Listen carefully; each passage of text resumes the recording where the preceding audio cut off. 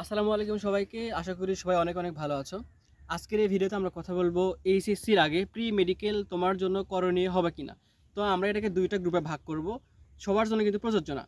Group number 1 যারা হচ্ছে যে তোমাদের 80 থেকে 90% বা এর থেকে বেশি এইচএসসির পড়া কভার, এবং গ্রুপ নাম্বার 2 যাদের হচ্ছে 60 থেকে 80 এর মধ্যে পড়াশোনা হয়েছে। তো যারা হচ্ছে গ্রুপ 1 এ আছে, অর্থাৎ যাদের পড়া অলমোস্ট এইচএসসি ডান, তোমরা কিন্তু চাইলে প্রি মেডিকেল করতে পারো। একই সঙ্গে এইচএসসি আর প্রি মেডিকেল দুইটা তুমি সমানভাবে করতে পারো। বাট যারা হচ্ছে গ্রুপ 2 তে আছে, অর্থাৎ 60 থেকে 80 এর মধ্যে যারা আছো, তোমাদের এখন বেশ কিছু অধ্যায়তে গ্যাপ আছে, রিভিশন দেওয়া হয় নাই, তোমরা কিন্তু এখনো প্রি মেডিকেল করবা না।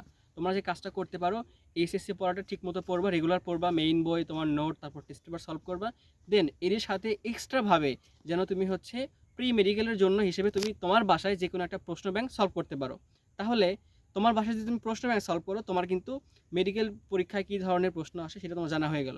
তুমি কিন্তু আর কারো থেকে পিছিয়ে পড়বে না। এখন তোমরা যে কাজটা করো সেটা হচ্ছে নর্মাল একটা ঘটনা, যে তোমরা একটা কোর্স কেনো, এরপরে 2-1 দিন পর তোমার মনে হয় যে না, আমি আর কোর্সটা করবো না, কারণ আমার এইচএসসি শেষ হয় নাই।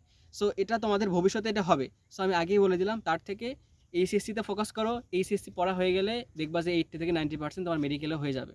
সো জাস্ট এইচএসসি অ্যান্ড তোমার হচ্ছে প্রশ্ন ব্যাংক। তো ঠিক আছে, আসসালামু আলাইকুম।